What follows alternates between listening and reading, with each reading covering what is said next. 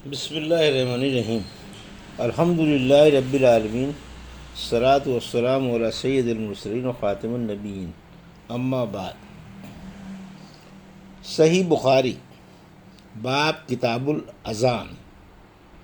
حدیث نمبر 732، اردو ترجمہ۔ تکبیر تحریمہ کا واجب ہونا اور نماز کا شروع کرنا۔ ہم سے ابو الیمان حکم بن نافع نے یہ بیان کیا، انہوں نے کہا کہ ہم سے شعیب نے زہری کے واسطے سے بیان کیا، انہوں نے کہا کہ مجھے حضرت انس بن مالک انصاری رضی اللہ عنہ نے خبر دی کہ رسول اللہ صلی اللہ علیہ وسلم ایک گھوڑے پر سوار ہوئے اور گر جانے کی وجہ سے آپ کے دائیں پہلو میں زخم آ گئے۔ حضرت انس رضی اللہ عنہ نے بلایا کہ اس دن ہمیں آپ نے ایک نماز پڑھائی۔ چونکہ آپ بیٹھے ہوئے تھے اس لیے ہم نے بھی آپ کے پیچھے بیٹھ کر نماز پڑھی۔ پھر سلام کے بعد آپ نے فرمایا کہ امام اس لیے ہے کہ اس کی پیروی کی جائے، اس لیے جب وہ کھڑے ہو کر نماز پڑھے تو تم بھی کھڑے ہو کر پڑھو، اور جب وہ رکوع کرے تو تم بھی رکوع کرو، اور جب وہ سر اٹھائے تو تم بھی سر اٹھاؤ، اور جب وہ سجدہ کرے تو تم بھی کرو، اور جب وہ سمیع اللہ لمن حمدہ کہے تو تم ربنا ولک الحمد کہو۔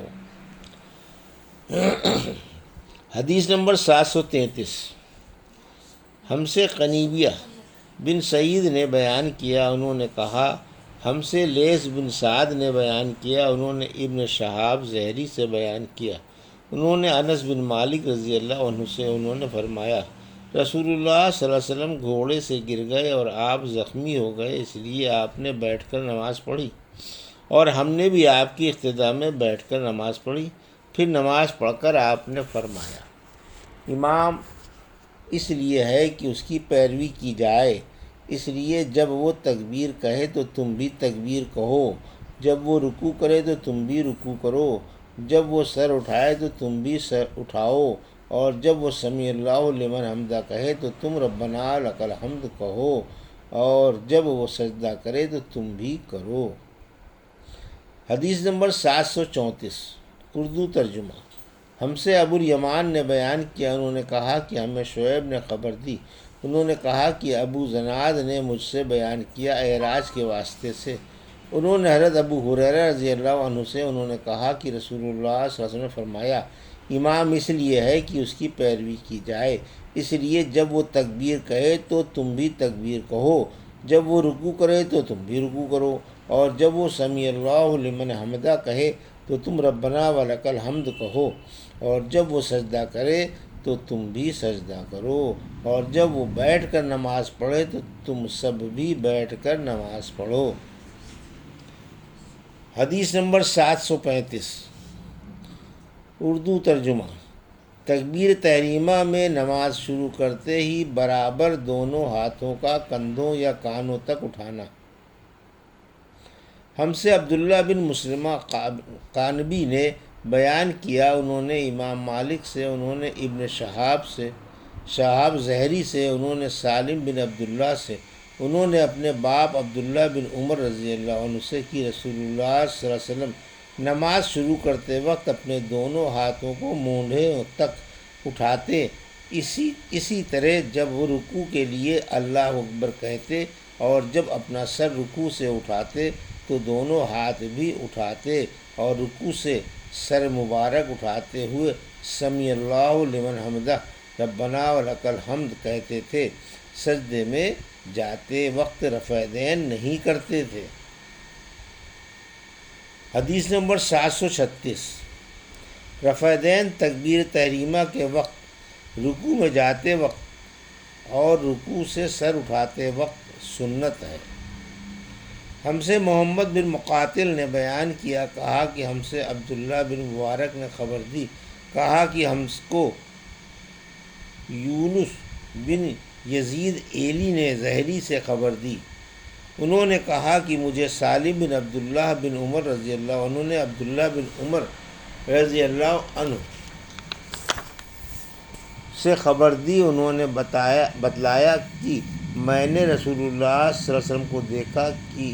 جب آپ نماز کے لیے کھڑے ہوئے تو تکبیر تحریمہ کے وقت آپ نے رفع دین کیا،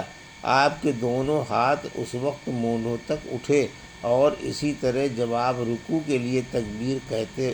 اس وقت بھی رفع دین کرتے، اور جب رکوع سے سر اٹھاتے اس وقت بھی کرتے۔ اس وقت آپ کہتے سمیع اللہ لمن حمدہ، البتہ سجدے میں آپ رفع دین نہیں کرتے تھے۔ حدیث نمبر 737، اردو ترجمہ۔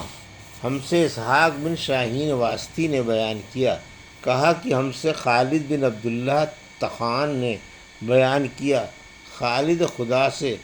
انہوں نے ابو قلابہ سے کہ انہوں نے مالک بن حویرث صحابی کو دیکھا کہ جب وہ نماز شروع کرتے تو تکبیر تحریمہ کے ساتھ رفع دین کرتے، پھر جب رکوع میں جاتے اس وقت بھی رفع دین کرتے، اور جب رکوع سے سر اٹھاتے تب بھی کرتے، اور انہوں نے بیان کیا کہ رسول اللہ صلی اللہ علیہ وسلم بھی اسی طرح کیا کرتے تھے۔ حدیث نمبر 738، اردو ترجمہ۔ ہاتھوں کو کہاں تک اٹھانا چاہیے؟ اور ابو حمید سعدی رضی اللہ عنہ نے اپنے ساتھیوں سے کہا کہ نبی کریم صلی اللہ علیہ وسلم نے اپنے دونوں ہاتھوں کو مونڈھوں تک اٹھایا۔ ہم سے ابو الیمان حکم بن نافع نے بیان کیا، انہوں نے کہا کہ ہمیں شعیب نے زہری سے خبر دی، انہوں نے کہا کہ مجھے سالم بن عبداللہ بن عمر رضی اللہ عنہ نے خبر دی کہ عبداللہ بن عمر رضی اللہ عنہ نے کہا کہ میں نے نبی کریم صلی اللہ علیہ وسلم کو دیکھا کہ آپ نماز تکبیر تحریمہ سے شروع کرتے اور تکبیر کہتے وقت اپنے دونوں ہاتھوں کو مونڈھوں تک اٹھا کر لے جاتے، اور جب رکوع کے لیے تکبیر کہتے تب بھی اسی طرح کرتے، اور جب سمیع اللہ لمن حمدہ کہتے تب بھی اسی طرح کرتے، اور ربنا ولک الحمد کہتے۔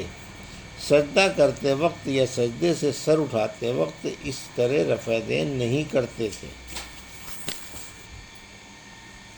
حدیث نمبر 739، 4 رکعت نماز میں قاعدہ اولیٰ سے اٹھنے کے بعد رفع دین کرنا۔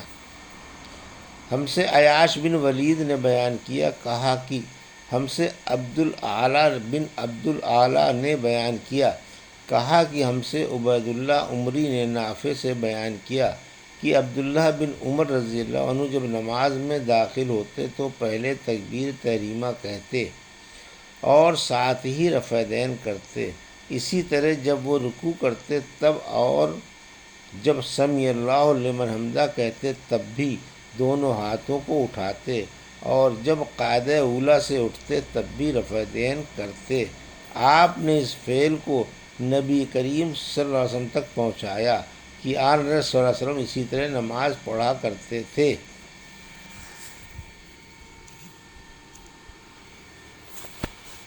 حدیث نمبر 740، نماز میں دایاں ہاتھ بائیں پر رکھنا۔ ہم سے عبداللہ بن مسلمہ قعنبی نے بیان کیا، امام مالک رحمۃ اللہ علیہ سے، انہوں نے ابو حازم بن دینار سے، انہوں نے سہل بن سعد رضی اللہ عنہ سے کہ لوگوں کو حکم دیا جاتا تھا کہ نماز میں دایاں ہاتھ بائیں کلائی پر رکھیں۔ ابو حازم بن دینار نے بیان کیا کہ مجھے اچھی طرح یاد ہے کہ آپ اسے رسول اللہ صلی اللہ علیہ وسلم تک پہنچاتے تھے۔ اسماعیل بن ابی اویس نے کہا، یہ بات آن حضرت صلی اللہ علیہ وسلم تک پہنچائی جاتی تھی، یوں نہیں کہا کہ پہنچاتے تھے۔ حدیث نمبر 741، نماز میں خشوع کا بیان۔ ہم سے اسماعیل بن ابی اویس نے بیان کیا، کہا کہ مجھ سے امام مالک رحمۃ اللہ علیہ نے ابو ازناد سے بیان کیا، انہوں نے اعراج سے، انہوں نے حضرت ابو ہریرہ رضی اللہ عنہ سے کہ رسول اللہ صلی اللہ علیہ وسلم نے فرمایا، کیا تم سمجھتے ہو کہ میرا منہ ادھر قبلے کی طرف ہے؟ اللہ کی قسم، تمہارا رکوع اور تمہارا خشوع مجھ سے کچھ چھپا ہوا نہیں ہے، میں تمہیں اپنے پیچھے سے بھی دیکھتا رہتا ہوں۔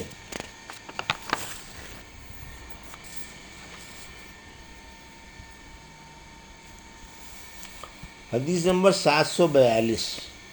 ہم سے محمد بن بشار نے بیان کیا، انہوں نے کہا ہم سے غنزر نے بیان کیا، انہوں نے کہا کہ ہم سے شعبہ نے بیان کیا، کہا کہ میں نے قتادہ سے سنا، وہ انس بن مالک رضی اللہ عنہ سے بیان کرتے تھے، اور وہ نبی کریم صلی اللہ علیہ وسلم سے کہ آپ نے فرمایا رکوع اور سجود پوری طرح کیا کرو، خدا کی قسم میں تمہیں اپنے پیچھے سے بھی دیکھتا رہتا ہوں، یا اس طرح کہا کہ پیٹھ پیچھے سے جب تم رکوع کرتے ہو اور سجدہ کرتے ہو تو میں تمہیں دیکھتا ہوں۔ یہ تھی صحیح بخاری باب کتاب الاذان کی حدیث نمبر 732 سے 742 کا اردو ترجمہ جو ابھی آپ نے سماعت فرمایا۔ اللہ سے دعا ہے کہ اللہ مجھے اور آپ کو ان حدیثوں کی صحیح سمجھ عطا فرما اور ان پر عمل کرنے کی توفیق عطا فرما، آمین یا رب العالمین۔